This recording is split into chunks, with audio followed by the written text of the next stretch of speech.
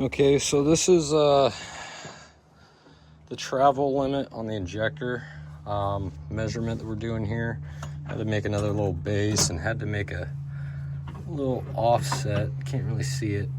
This is a haggard extension to get down there and get underneath the rocker and whatever. But this is kind of the deal. Grab it. You have to zoom in or whatever. Damn bee. And this is a old pickle fork I molested and just made to kind of sit on there so I could rock this injector. So right now through the procedure, and you know, it's in a book, you could find this procedure and what cylinders you're doing injectors on versus I think it's like 4 and 1 or something right now. Injector 4, valves 1. And I've already gone through and done all these. I had number 4 injector.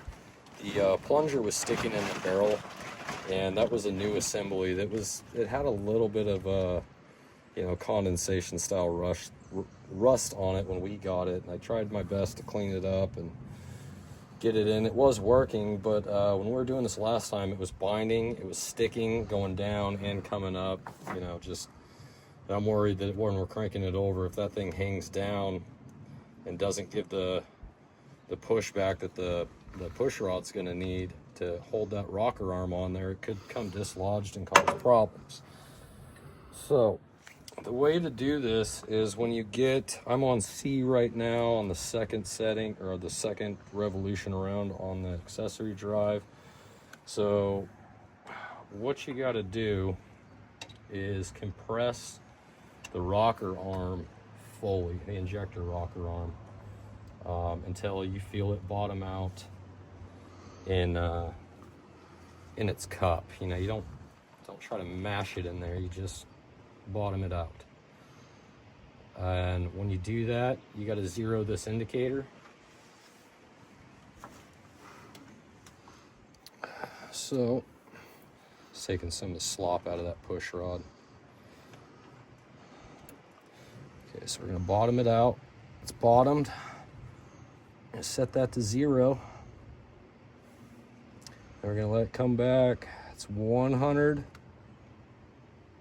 And the setting is 170 for what we're looking for.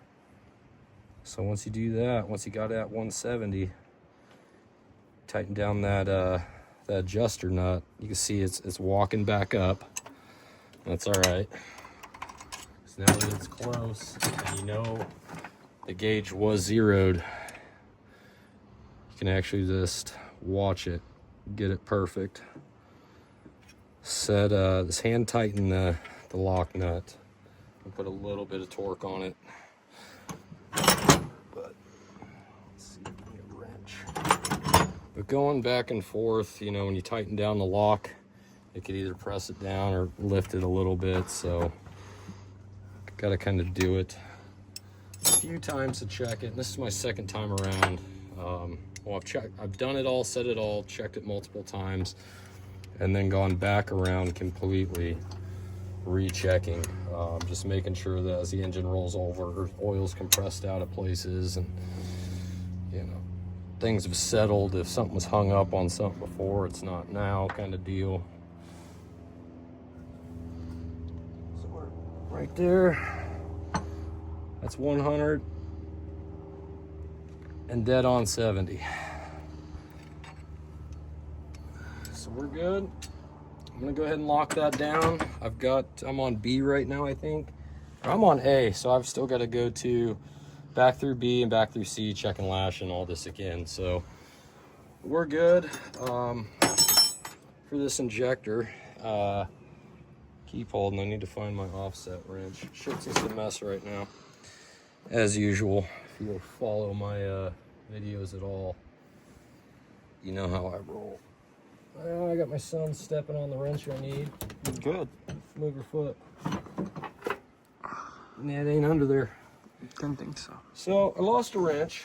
Surprise, surprise, there she is. So when we're doing this, I'm gonna watch this and make sure it doesn't move. But this kind of takes a little bit of finesse.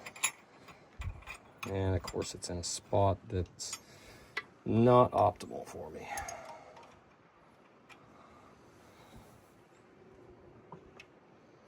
See, you can see there it moves. It's prying on it, but you know, prying on the rocker arm is going to move it.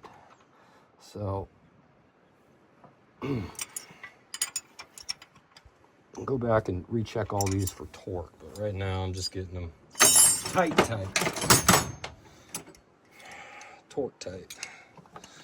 So it's all tightened up. I'm gonna check it one last time.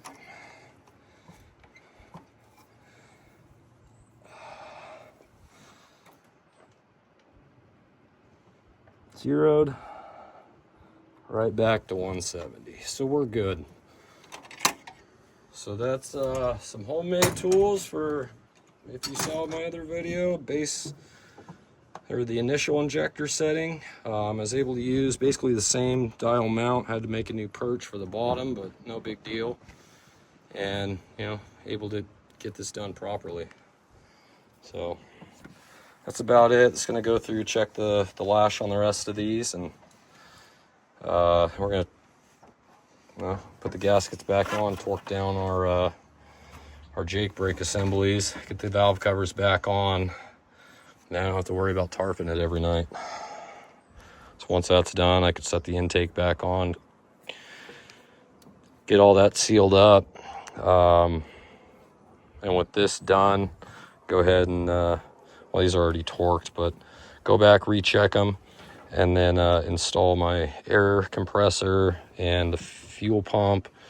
Start hooking up these lines where I know these lines, colors, everything. I took video of it, where they go. Once they're back in place, I'm going to mark them all. We're going to take a bunch down to get replaced before we fire this thing back up.